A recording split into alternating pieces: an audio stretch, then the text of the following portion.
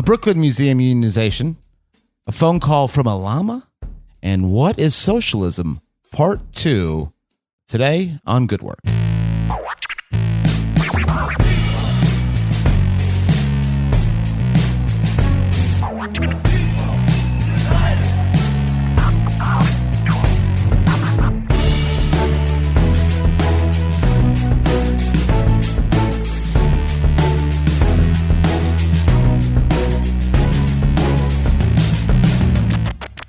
Hello, workers of the world, and welcome to Good Work, a roundtable discussion show about the world of working. Working is a major part of our lives, so we should talk about it.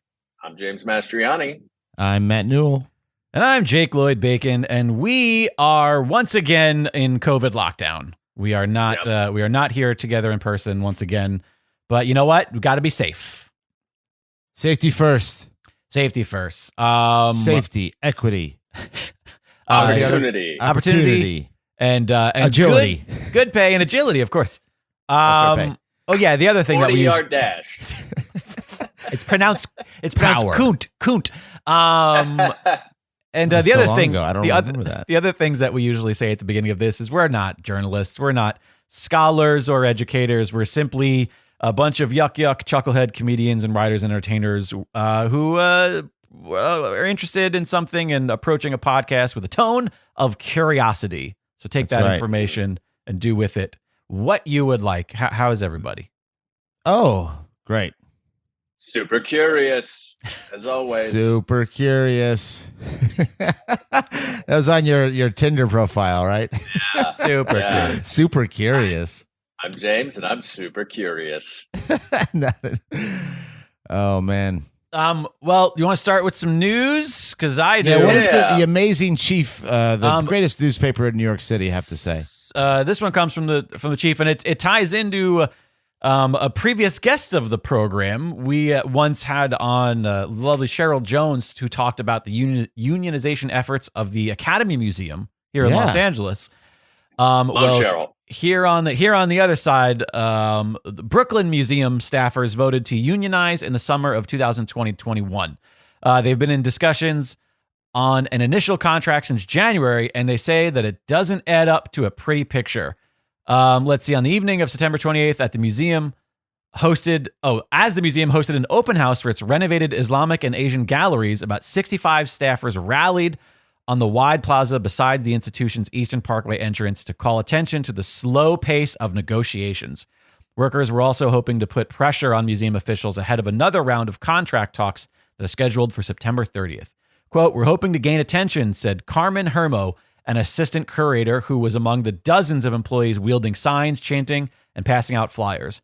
Quote, "We're really hoping to find a voice and find support from our beloved community for a fair contract." About 100 staffers who work in the curation, conservation, events, exhibits, reception, and other departments, all represented by UAW Local 2110, which also represents staffers at several other cultural institutions in the city, among them the Brooklyn Academy of Music, Museum of Modern Art, and the New York Historical Society.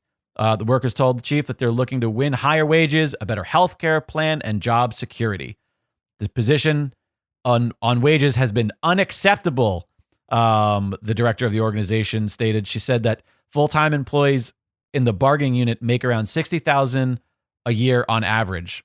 They filed several unfair labor practices charges, alleging the museum hasn't been bargaining in good faith and has altered the conditions of employment for several workers in the union. So obviously it goes on. There's a lot here. I don't want to read the whole thing, but like it's all the same stuff you can imagine. It goes on to say, hey, we're changing your job description, which is exactly what they did to Cheryl in the Academy Museum, where she went from being an experienced worker or whatever they called it to security. Yeah, I know. And you can't unionize if you're security, right? Yep, exactly. So they're doing all of the typical things. They're adjusting people's hours so that they hopefully, it's that we talked about quiet quitting months ago. This is the quiet firing, where they're trying to get people just to leave so they can have turnover. Yeah. So that new people just get hired and do whatever they say, and then it takes them a while for them to rally up and decide to unionize. And also their healthcare plan is garbage. They don't, it's one of those instances where they're a big giant, company that they want so much. Right. Yeah. They want, they just want a living wage and access to healthcare. Yep. God, what next? What's next? And the other thing too is remember we talked about how Starbucks was giving benefits to people who weren't in the union. Yeah. And how it's like, it's so petty because you're giving money. Like you could just give money to people who are asking for money. That shit company. They're doing the same thing as new employees are being hired at higher wages than the employees who are fighting for unionization. Fuck? Because I would lose my mind if that happened. Because if I worked in a place, they're trying to get them to be like, hey, there's no, like, you're not going to unionize because we're paying you a good amount. That's unbelievable. And this is why also companies encourage people to Brooklyn never talk Museum. about what they're paid. Yeah. That's so funny. And I never think about like, it's so funny. Or at least for me, like I forget that like cultural places like museums and shit, like right. Still capitalist enterprises, still like doing shitty things to the workers. I mean, since you mentioned that, because it is part of the article here, there's a whole category on cultural institutions organizing. The ongoing contract effort at the Brooklyn Museum is among several at cultural institutions throughout the country since the outbreak of the pandemic, which in many cases led to cuts and layoffs, including at the Brooklyn Museum, June of 2021, where 29 people were let go. Staff at the Guggenheim and Whitney unionized last year, as did employees at the Massachusetts Museum of Contemporary Art, easy for you to say, the Art Institute of Chicago, Carnegie Museums of Pittsburgh, and the Walker Art Centers in Minneapolis. So all of these is there a nationwide museums union? I don't think it's national. Fall under something else? I think they're locals right now because that is the UAW Local 2110 who they talk about. I think is okay. They do a few in the area, but I don't. If there is a larger national union, I don't know what it is. You got to get these museums together. Yeah. It's also the irony of the same thing at the Academy when they were they had like Sally Field. Oh yeah. You know, like it's like we're all pro union. Our exhibits are pro union. Right. Don't look behind the curtain. Also, our staff is fucked. Shout out to the workers at the Philadelphia Museum of Art, who are also frustrated by the lack of a salary increase. Till Philly. They went on. I don't think that's a song. They went on strike earlier in the week, and they're fighting for salary increases because apparently, Philly Museum of Art not coughing it up. So, it is interesting though because there are just some. When you think of unionizing, we all imagine like, at least I do, like warehouses and shit. You know what I mean? Factories. Like you imagine like factories, yeah. And now with Starbucks being at the forefront of like the modern unionization movement, I think about fast food place. I think about food service and those sort of things. But it's like everything can use a union. Like I would stingy museum people. It's crazy how stingy the museum corporation. It's just so weird. Like who's good? Oh man, we unrelated power, man. Unrelated to our show, but did anybody see? Oh, perfect. Did anybody see the John Oliver segment all about like the museum complex? No. About how like so many museums are just founded on like imperialists just taking shit that doesn't belong to them and claiming totally. Highly suggested, and it's a fascinating thing because I'm such a museum guy that I'm like defensive about it because I'm like, no, I like going to the museum, but also, you know, I like Indiana Jones. Sure. Yeah, I like it when he finds the things that were he's the hero. Else. Yeah, and then he takes it puts it on a shelf. They should force we should force museums to have to tell us how they got that artifact or whatever it was. Right. So that it's like, oh, this specific type of like pottery was actually ripped from a child's hands. Were you going to say the same thing? Were you? Ripped from a child's hands while it was drinking from a river or something. Yeah. Oh, that's so funny. Yeah. I'm the same way. Like it's so easy to be, to go to a museum and look at all the artifacts and the cool shit and not think twice about like, how did they get this? Right. Where did it? Yeah. They get this? There are a lot of them where it says like, I know at where was the museum we went? Oh, I think it was the museum, the Natural History Museum It was in DC the last time we were there, and a ton of the plaques now state like this was provided by a private donor. And I always just imagine oh yeah, the like 4 rich white families who own, you know, all of this like Egypt, like the sarcophaguses of Egyptian kings and shit. And it's always a private donor, or it's on loan from a private collector. Well, it's also a lot of the Natural History Museum is like dead elephants or whatever. Like it's like the private owner had a fucking gun and hired a guy to take him and kill these this white tiger. Some weird person who just has so many, like, has an abundance of dead elephants. I gotta clean the garage this weekend. Just donate it to the museum. Donate it. Give this one to Pittsburgh. I think they could use it. Well, speaking of evil corporations, were we speaking of that? We usually are. Amazon is back in the news. Amazon suspends. This is from the New York Times, my second favorite New York-based newspaper. Amazon suspends workers after protest over a warehouse fire. Several dozen night shift employees at the Staten Island site that recently voted to unionize had refused to work amid safety concerns. Amazon on Tuesday suspended more than 24 employees at a large warehouse on Staten Island who had refused to work their shift the previous evening, hours after a cardboard compactor at the site had caught fire. The paid suspensions will last while an investigation takes place, according to a company email to the employees that was shared by the Amazon Labor Union, which won a vote to represent workers at the warehouse in April. Insanity. Yeah, so Insanity. They suspended. Yeah. The building is on fire. Yeah. This was so when this was like happening live, I was on Twitter and I was seeing people post like the videos where they were just like the entire staff just like went into like the cafeteria area and they were like, we're closing the doors, we're locking here because if this, if the warehouse or whatever it is catches on fire, like this is going to be the safest place to be. And they were pretty much like, we're not working, like put the fire out or send us home. What? Yeah, that's insane to keep packaging stuff through a fire. I mean, it's hard to visualize. It's hard to visualize. Like I'm really curious to see like footage, Yeah. It was such a common thing. It's like that Mark Twain history rhymes, right? Like it's so crazy to me because all through the Industrial Revolution, like factory warehouse fires were constantly a cause of workers uprising, and like there was that famous fire in New York that killed like 150 people. Right. God, what was it called? The Triangle Shirtwaist Factory fire. Oh yeah, in 1911 killed like 146 workers.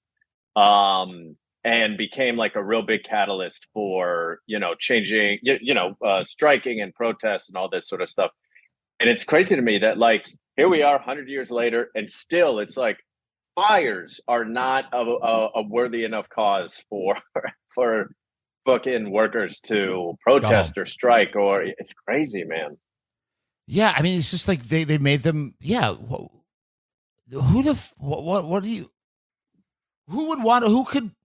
I don't even understand who would want to work. I'm so confused by like they're like, yo, you got to fix this. I mean, my guess is that they did the bare minimum to contain the fire. It says here that they sent the day shift home, but the night shift was supposed to work.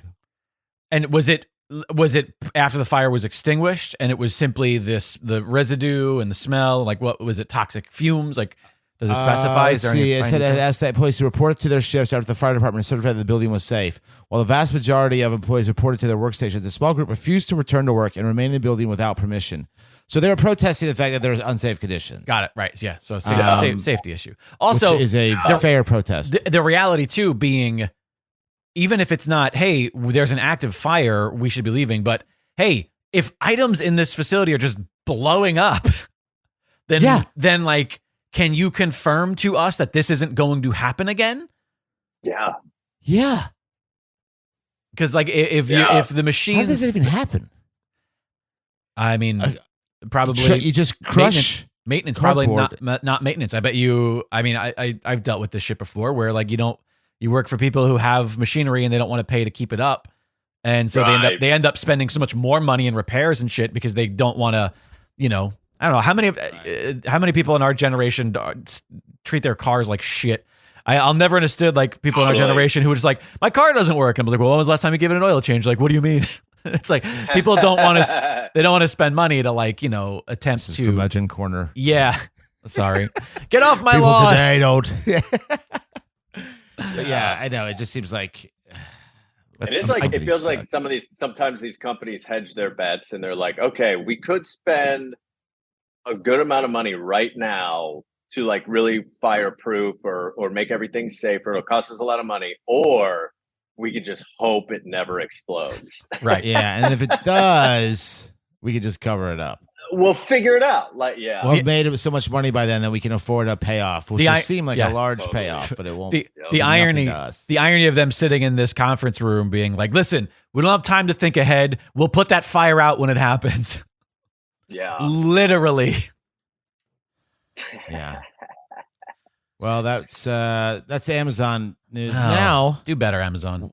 We got our weekly Starbucks news. Fuck you, Starbucks. This is from The Guardian. Wait, is that the new name? Is that the new name of this segment? Fuck you, Starbucks. I don't know. We'll see. Yeah. Let us know. I like it.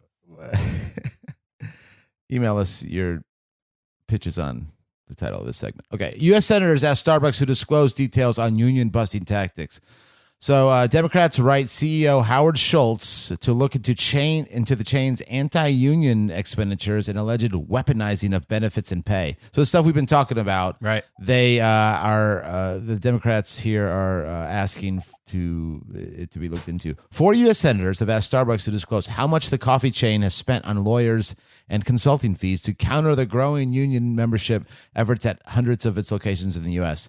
Senators Elizabeth Warren, Ed Markey, Richard Blumenthal, all Democrats, and independent Bernie Sanders, who caucuses with Democrats, we know who he is, sent the request this is from The Guardian, so their readers might not know who he is. Sent their request in a letter late on Tuesday to Starbucks chief executive Howard Schultz and the company's board of directors. So they want answers. Yeah. We want to see the receipts. We want receipts. answers too, Howard. We want the receipts. Yeah. We want those receipts. That's right. I mean, you have to assume that it's got to be in the millions, right? It has to be in the millions for lawyers and for and how do you here's the reality of it is like, because some of these tactics are so underhanded and weaselly, how do you even track some of them? Because like we specified, they're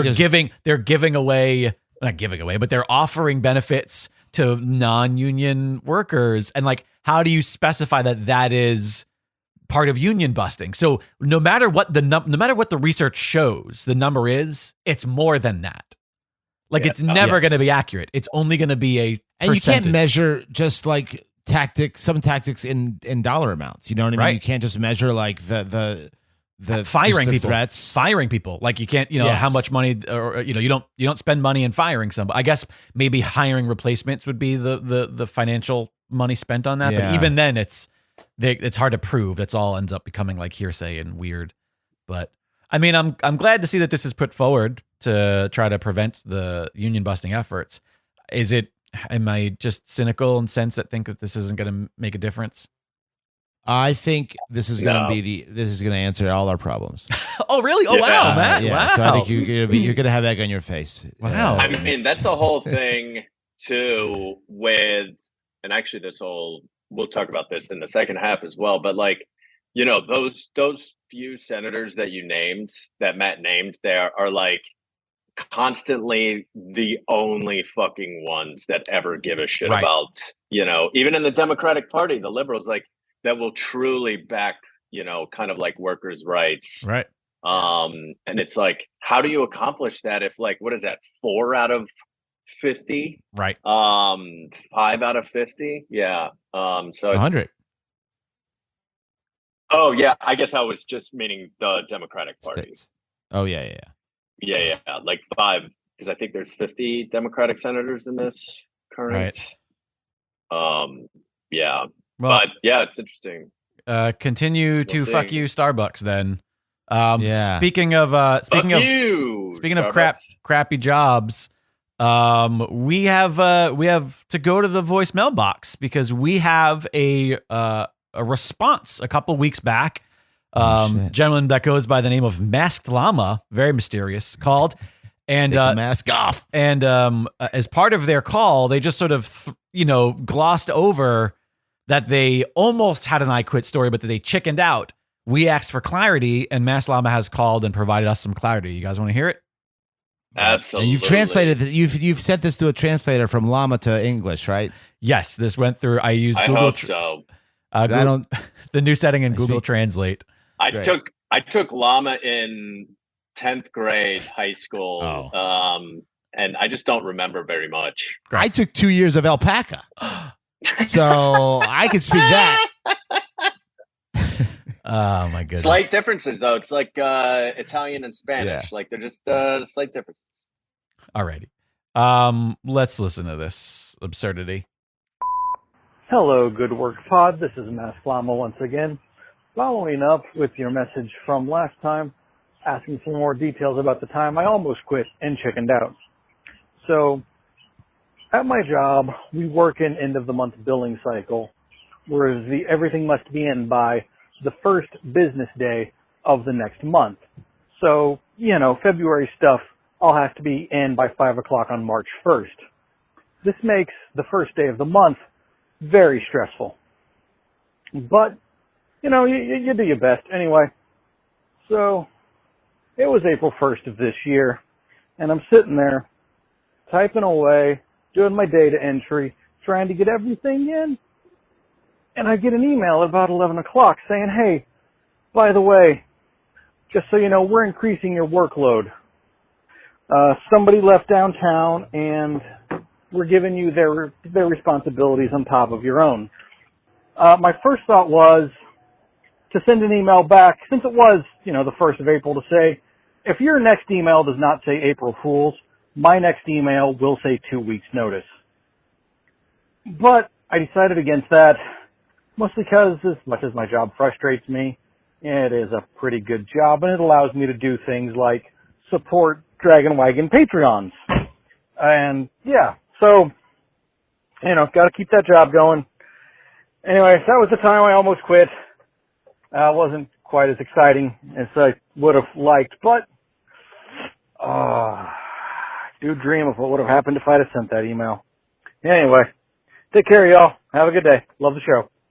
Masked Llama. I mean, I feel. Damn. I feel for him. Because he would have to wait another year to do that joke. Sure, yeah. Like he can't just do it in May. Yeah. But Mayday. Yeah, man. I'm out. But I just imagine on the busiest day of your month, just being told, by the way, now you do 2 jobs. You're doing another. Yeah. Can I get 2 job. salaries? That's what he should. You know what I mean? Exactly. That's the thing. And where's that money going? Absolutely. Exactly. Going Where to him. is that money going? That's it doesn't. It just goes up. Yeah. It trickles totally. up. And I don't want to. I'm not. Not to criticize Masked Llama for not standing up. Oh no, for himself, no. It's but hard. Hell, but no, it is no way. it's this is the problem. Is it's like he said. At the end of the day, he has to weigh. Well, all right, it is kind of a good job. He says, I guess, and so he has to weigh the value of abuse, or the value of the job versus abuse, essentially. And if he were the owner, if the workers owned it, he wouldn't have to do that. No. If the workers owned it, he wouldn't have had this problem in the first place. Exactly. Yep. And it's would have never. Yeah. I've heard this story plenty times from people throughout the years. I mean, the same exact story. Exact same story. Weird. You know what? Names and everything. Very bizarre. Masked Llama? Oh my god! But just the Masked Llama. especially working in entertainment, where if you're working on something that's low budget, or you're working on something independent, where a job that on a big show or a film that one person would do is not there, so now that duty is given to whoever would be above them on the list, but you're not getting any more money for it. The amount of times that I've had to work a position on set where I would generally have an assistant underneath me or a PA underneath me to divide that load is now all on one person's job. And it happens all the time. And it never comes with more money. Never. Oh, it's never like, you're going to do two people's job. We're going to give you two people's salary. Even 1.5. Because then the company could still save half of the money they would be paying, but at least like they want it all. Any increase in money. Now, here's yet another follow up. Maybe let us know in the Discord, Maslama. Did this end? Like, was it only a limited time before they could find a replacement, and then that person's workload went back to them, or they keep piling on people to you? Yeah, so or now you're like 30 people's jobs. Yeah, you're having to send yourself on break while you do. It's a real multiplicity situation. You have to be your own HR to yourself. Right. You write yourself up. Yeah. You call yourself into your office. Thanks for that story. That's a great story. Yeah. It's a great almost story. We feel bad for you. We feel bad for commiserate, but we get it. Aslama, we have nothing but solidarity with you. We see your consciousness, we have class consciousness with you, my friend. And that sucks. You're beautiful underneath that mask. Take it off. And take it off. If anything ever happens, if it escalates and you decide that you want to quit for any other reasons, or this, if it adds on to the problems, let us know. We will help you quit your job. Oh yeah, we'll help you come up with a funny any month. We could do it. Doesn't matter for any month. Doesn't matter what holiday it lands on. Oh man, that would be great. Like developing some way. What if there was like a business or even a non-profit business that just helps people quit, or like a Nathan Fielder show? I was gonna say it sounds like Nathan. This sounds like Nathan for you. Yeah. Help people quit. Now, do you help them quit in a way that's like, or is it like a crazy, like elaborate, like depends on the prank? It's got to be specific to the job. Whatever they want. Yeah, if they want to quit in a way that like they don't burn bridges, right? They want to maintain all these friendships and contacts. Then we'll help them quit in the most professional way possible. But if they want to go out in a fucking blaze of glory, we'll do that too. Burn their fucking company. Is so exciting. This episode of Good Work is brought to you in part by The Chief, a New York City-based newspaper focused on municipal government, civil servants, and the important issues affecting New York State and federal employees. Visit thechiefleader.com, where you can subscribe for as little as $2.75 a month. Internet! I'm Coy Jandro, a Bostonian who loves pop culture, comic books, and people. And I host Coycast. It's a podcast about all those things. If it fits in on a con floor, we talk about it on Coycast. Myself and producer Jake do previews, reviews, deep dives, and tinfoil hat theories about everything from movies, TV, and the comic books themselves. I also like to dish out comic recommendations from my 100-plus pull list a week so you know what's best to buy. So join us, True Believer, on Coycast.com or wherever you're listening to this podcast right now.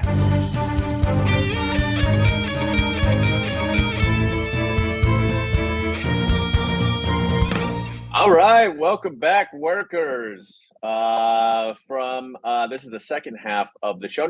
If you listened to the episode last week, we really started to talk about what exactly is socialism. The week before we talked a little bit about capitalism and private property and ownership and profit motive and all that sort of stuff. And now we're kind of talking about what is socialism, what is, and if you listened last week, we talked a little bit about broad strokes of the history of it. We talked about what it wasn't. We talked about reformists versus revolutionaries, in terms of the left, right? Liberals, social democrats, socialists, all that sort of stuff. So this week, we're going to dive a little bit deeper. And we're actually going to talk about three different kinds of modern day socialism and like kind of what they are, where they're from. Because I think the more educated we can all be in this, then we can all make a decision about what kind of society we want to live in.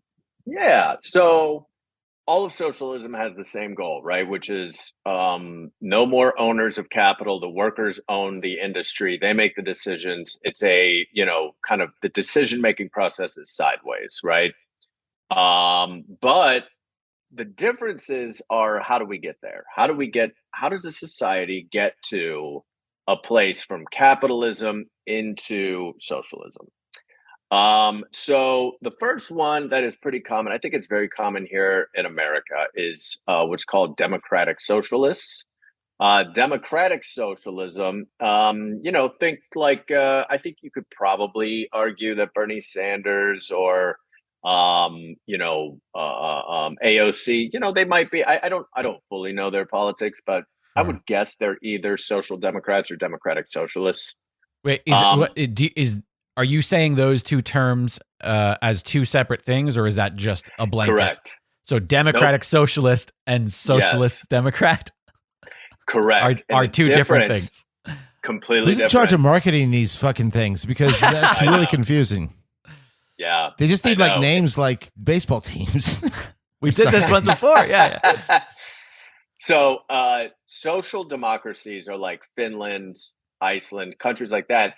They have no interest in moving into socialism. They are just trying to keep capitalism by having a welfare state, right?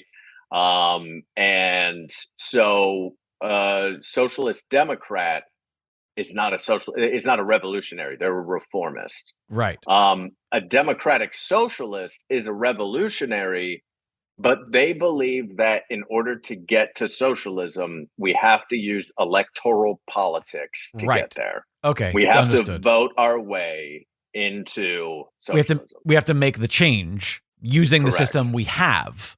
Correct. Right. Yes. And that one, that was democratic socialist. That was the dem first. Correct. Got it. Yeah. And socialist democracy or social democracy or socialist democrat is what like Finland is basically. And they're not moving towards necessarily socialism.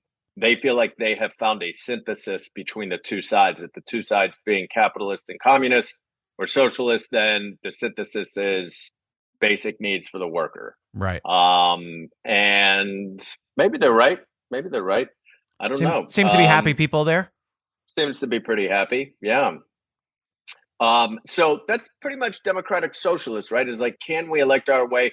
And going back to what we were talking about earlier, I think one of the challenges of electing your way democratically to socialism is just like the numbers and the gatekeeping that our two political parties do. Like, how often will the Democratic Party allow, because they're liberals, they're reformists, how often will they allow democratic socialists to run as Democrats? Right. Or how many will they, and it's usually not very many. And it's the two, it's now we're getting into the weeds of like the problem with the two-party system in which even I'm like, there are times where I'm like, oh no, I feel like I'm an independent, but then I go, no, fuck it, I'm a Democrat because the independent's never gonna fucking win. And you have to like play the politics game.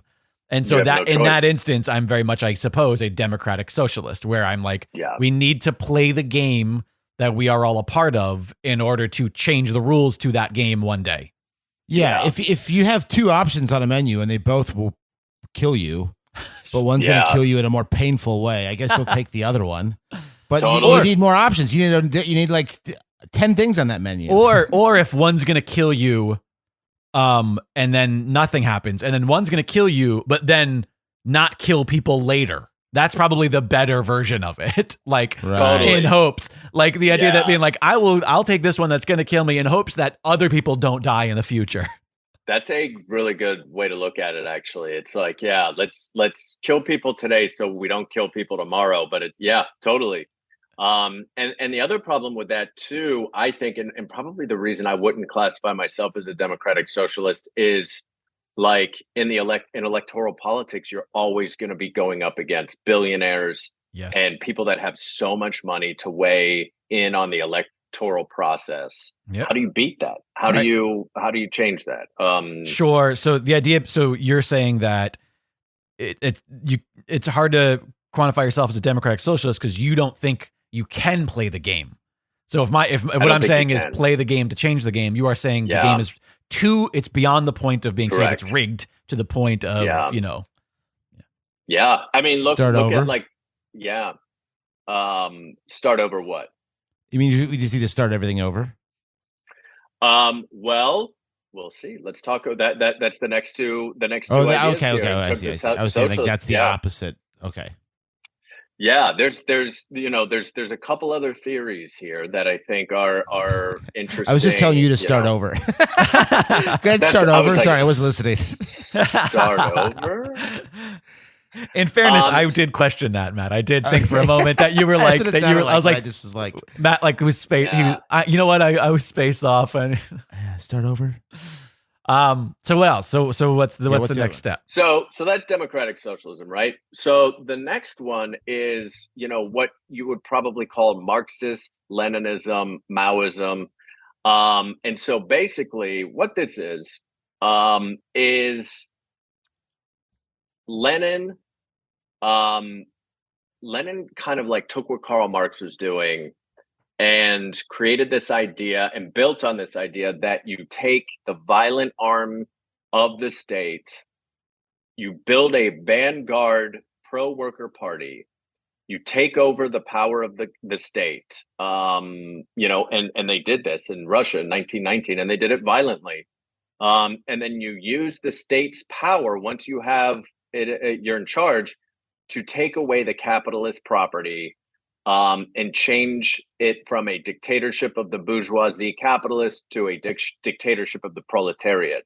So this is revolution is what this is. This is revolution. Proper revolution. And this is examples of this particular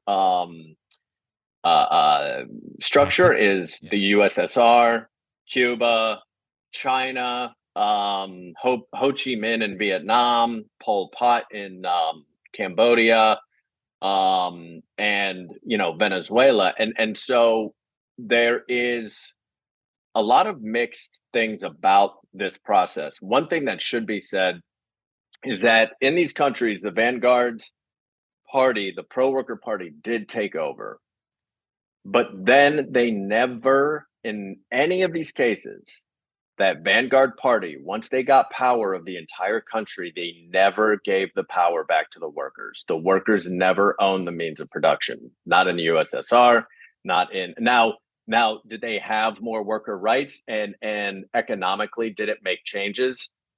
Absolutely. Like the truth of it is the two biggest economic growths out of poverty in the history of modern times are China and the USSR when they became what I would call state capitalist, which is where the state takes over the ownership of capitalist enterprises, with the promise of giving it to the workers. Now, a lot of people would argue that China is not complete yet because China makes claims to be ready to hand over its economy to the workers in the year 2049. That is like kind of the claim here. But history is not necessarily on their side. Right. Power is a pretty crazy thing. Has that year always been the year? I don't know if it had. When was that decided, or has it been pushed back? I think it's been pushed back, and I think what's his name recently reissued or came out and said the year, because like Mao, when General Mao came into power, it was called the Great Leap Forward, and they wanted to get to communism within I think 5 years or something like that, and obviously that didn't work out. But and one thing I should say too that I think is interesting, and for really really nerdy people there, that are into this sort of thing, another aspect of this with Leninism and Maoism was a centralized planned economy, basically, to go along with it. And Mao extrapolated because proletariats were mainly inner city industrial revolution workers.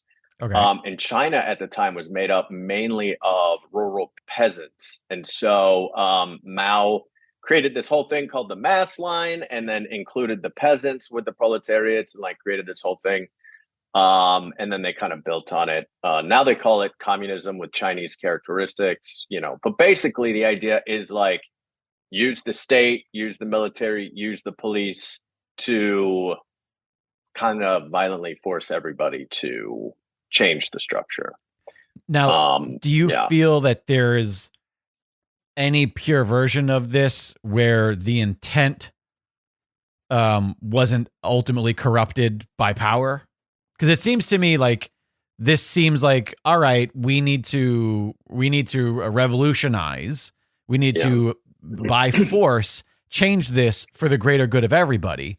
But in doing that, you ultimately create a new power structure that somebody takes advantage of at some point or another.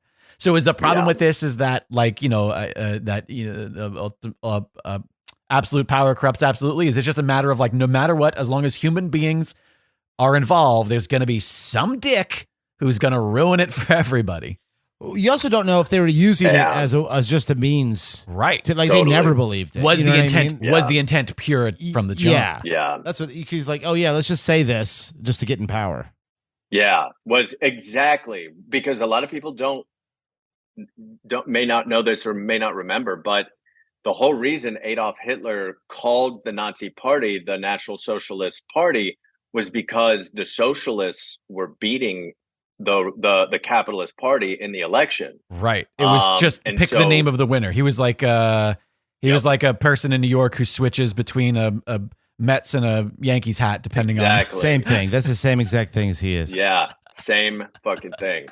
To answer your question, Jake, I think a lot of people would argue that if it weren't for all of the embargoes because of the United States, that Cuba was on track to become was on track to, like, become a more socialist, like it was going to work.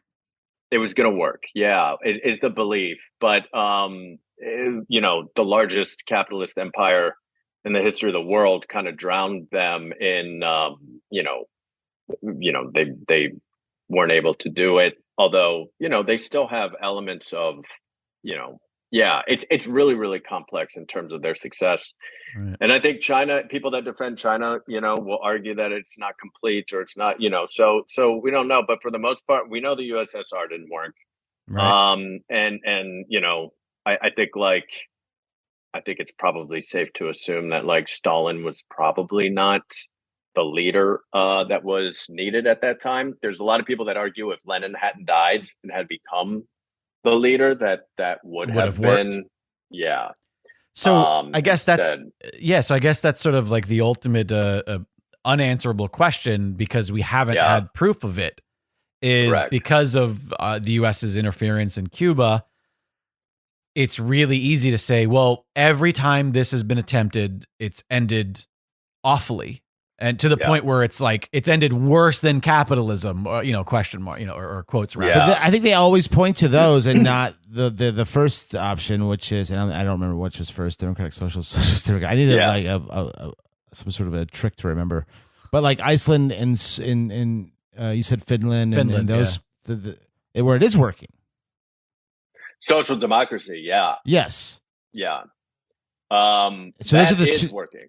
Yes, but the opponents of it always only use Venezuela and Russia. Oh, I know. As examples. Totally, absolutely. And now, what is the third way? So the third is what is known as libertarian socialists or anarchists, right? Oh shit. And so anarchists, when and full disclosure, I would classify myself under this umbrella. So. Whoa. Fuck yeah. Fuck yeah. Anarchists. People think anarchist means anarchy, crazy. But actually, it means no unjustified hierarchies and order without rulers. And the idea behind it is that to reach a state of socialism, you can't use hierarchies to eliminate hierarchies. Because it just creates hierarchies. And another thing about Marxist-Leninism is it's always led to civil wars, right?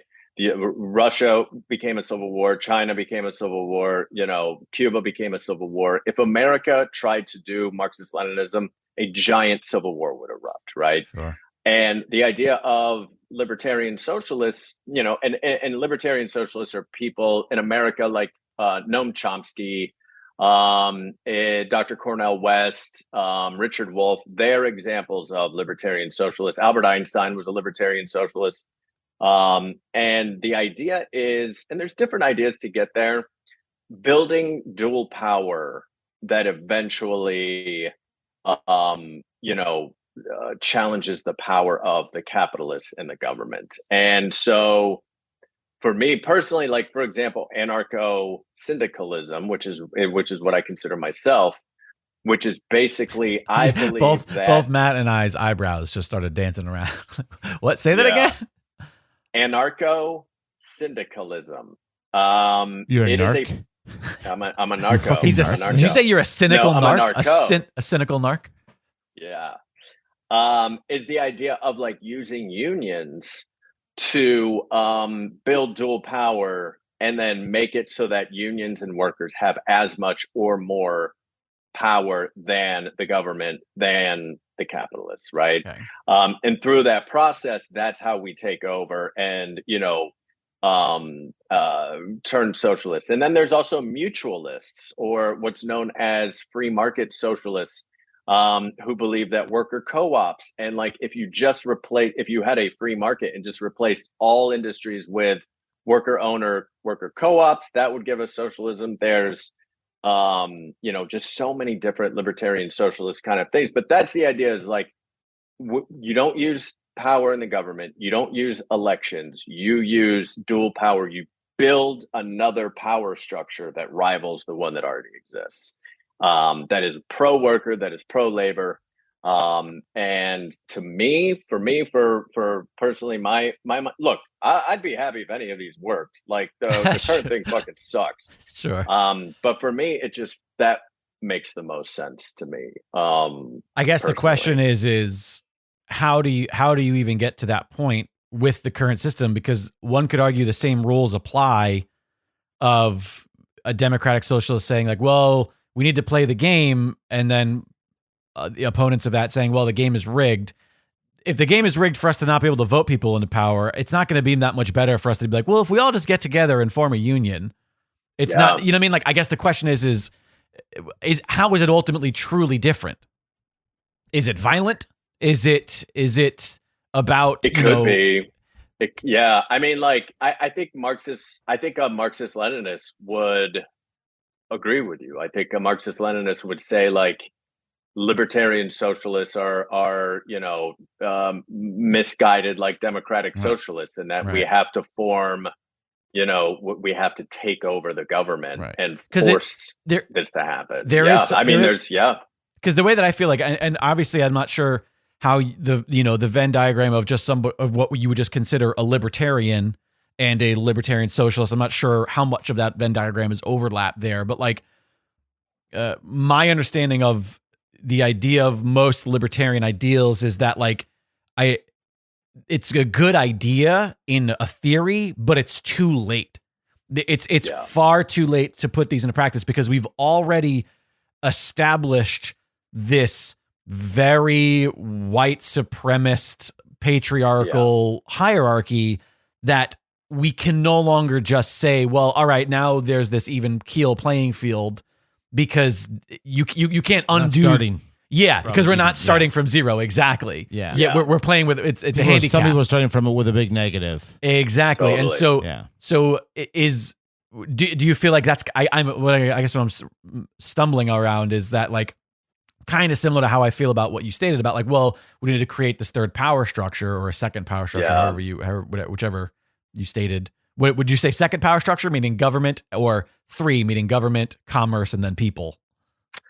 I think probably a second power structure, because I think you could argue that the government and the capitalism are already intertwined as a power structure. Sure, of course. The capitalism is paying for electors, and it's as simple as that. Exactly. Right?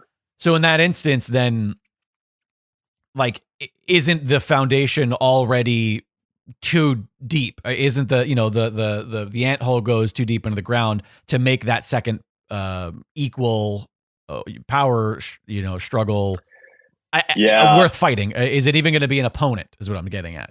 I mean, I think it's always worth fighting. I think we're here and we've got to fight, right? Like, but I think that everything you're saying is completely valid questions. And one thing I would say is the difference between a libertarian socialist and a libertarian that we know here in America right. as being right wing is that they're both anti-statists. Right. Yeah. But the difference is a libertarian socialist believe that the only way for that to work is if it's socialist, where a libertarian believes we need to not have a state, but be capitalist. But to me, I think the one reason I think that libertarian capitalism will not work is because the state is the only thing protecting capitalism.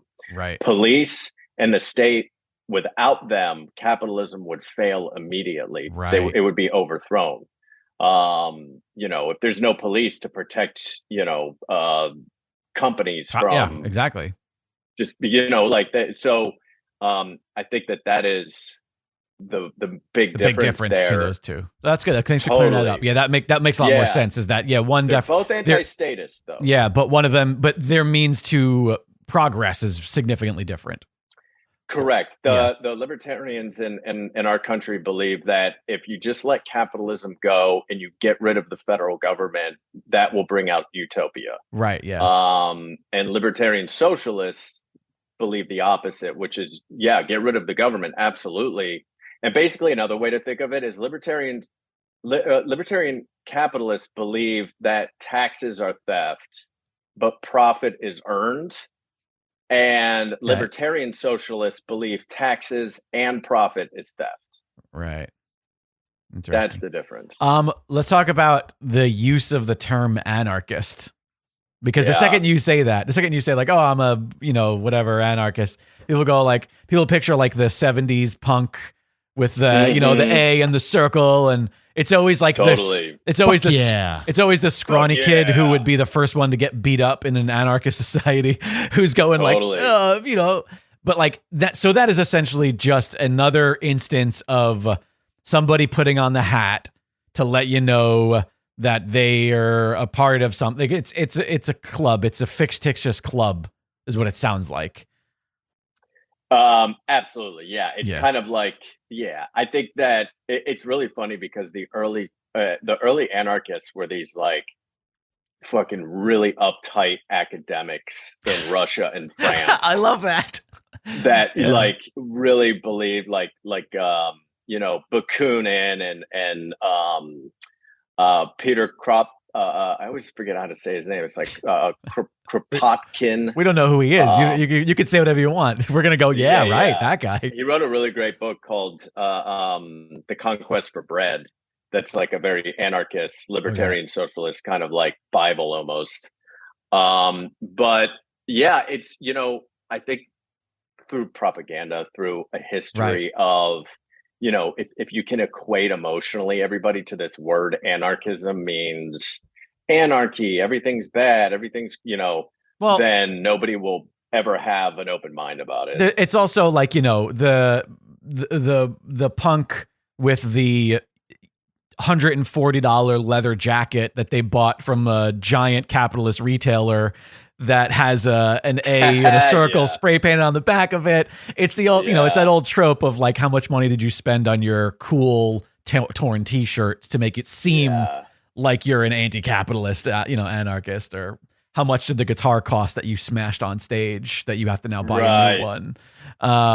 So, but that's interesting because I do feel like that is much like socialism is a taboo word. You hear anarchist and you immediately picture some douchebag being, in a mosh pit or like, just being like, breaking bottles over his head. Sure. Hanging out with penguins. Hanging out with penguins? Oh, wait, I'm thinking of Antarcticist. Yeah. Fucking those guys. I'm curious, between those three, like democratic socialism, which uses electoral politics, Marxist-Leninism, Maoism, which kind of uses like Vanguard Party and kind of taking over, or libertarian socialist. Which one do you guys think you have one that kind of like... I think I have to consider myself a democratic socialist, what you said. Like because I am... at least I like to think that I'm somewhat of a pacifist, and I just can't imagine any outcome where, the way the current system is, that any attempt at violence is going to end well. Like I think that technology has changed my ability to consider myself a revolutionist in that sense. We talked about that when we talked about the pheasant uprising, how like, yeah, if we were all had like, swords and daggers, then maybe, but we're talking about, drone strikes and digital warfare that I just think like, we have to vote our way into this. Like we have to literally put people in power who are going to enact change. I can't imagine it happening any other way. It would be great if we can somehow click our fingers and get all the money out of capitalism. But it's not gonna. It's just not gonna happen. I can't wait till I can click my fingers. Click, snap. I get it. Okay. I was like, what's the fucking problem? Like, what are you giving me shit for now? What did I say? Click my fingers. Yeah, you click your fingers and I snap my heels. You snap your heels, yeah. I was like, because it sounded half right. I was like, right. And I committed to it. It was the confidence. As long as you're confident. What about you, Matt? I would say I'm the first one of those three. Yeah, for a lot of the same reasons. Right. I'm not getting out there. I'm not picking up arm. But although to your point, I think the technology has changed, but I also think that people will evolve with it too to like counter that technology. So I think there's always going to be this.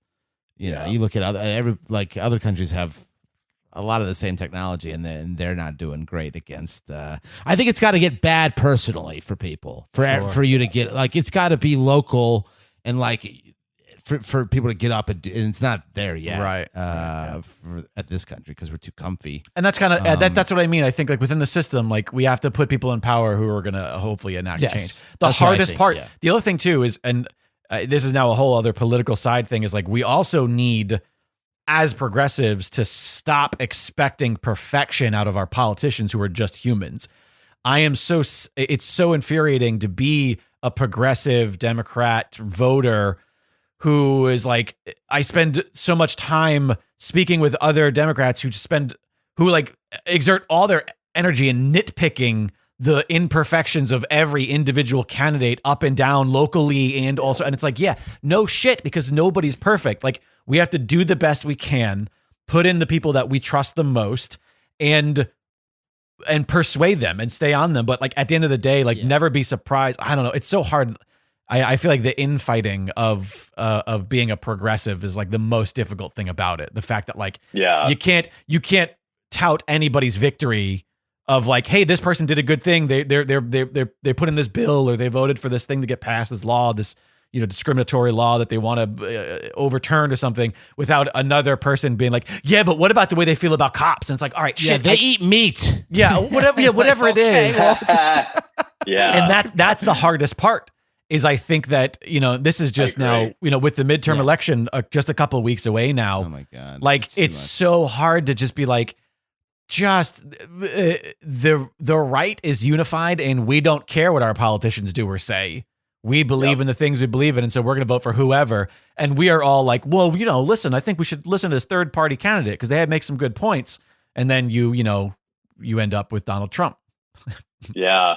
And there's so much infight. You're totally right. Like there's so much infighting of like who should be right. Like Democratic and socialists and libertarian socialists call Marxist Leninists tankies, right? Like there's like a divide even there where it's like we all want the same thing, right? But now imagine those people all attempting an uprising of some sort, or a change through disabling that. Like I just don't see a world where it happens.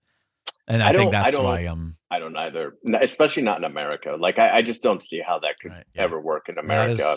Honestly, to be a democratic socialist in America is probably the more advantageous thing because they're really the only truly organized and funded socialist organization in the country. Right. The DSA, it's pretty much the only one that exists. I mean, others exist, but they're not really huge. It's just like third party stuff where it's like I'm on their side, but I'm not going to waste my my votes or my money supporting, unfortunately. But Yeah. Well, this is real fascinating, James. Thanks again for doing all this research and for bringing this to us. It's really enlightening. It's really interesting. I hope that the listeners got something out of it. I am 100% certain this is not the last time we're going to be diving into the definitions of socialism. I'm not. I mean, yeah. I'm going to confuse those two terms for the rest of my life. Democratic socialist and socialist Democrat. Thanks for coming on the show, buddy. Yeah, thanks for having me, guys. You guys take care. If you've enjoyed this, please head on over to goodworkpod.com. Go ahead and type those letters in that order right into your browser, goodworkpod.com. Click the return button. There you can find official merchandise. Support the program by snagging yourself a shirt, mask, mug. You can find links to our personal social media accounts as well as the Good Work Twitter account, which is @GoodWorkPod. You can also find a link to the Discord community in which you can join the conversation yourself. All of that is at goodworkpod.com. And of course, email us at goodworkpod@gmail.com or call the Good Work voicemail box at 929-256-5151, just like Mass Llama did. That's right. And you can please rate and review the show on Apple Podcasts or Spotify, wherever you get your podcast. It helps us. If you don't have any money for us on Patreon, that's okay. Just do it. It doesn't cost anything to rate and review the show. 5 stars. 5 stars. $0. Truly 5 feel like. stars. $0. 5 stars. That's right. And lastly, consider becoming a patron at patreon.com/goodworkpod. You'll get some cool stuff. You can become a time and a half worker. Is that right? And we've sort of dragged our feet. We've dragged our feet a little bit because we're trying to wait for some people to come on board. But we're going to be doing that real soon. Also, the scheduling this week definitely didn't help with the COVID of it all. But yeah, we have a lot of fun stuff in store. So please consider becoming a patron. And we appreciate you. Good work. Good work.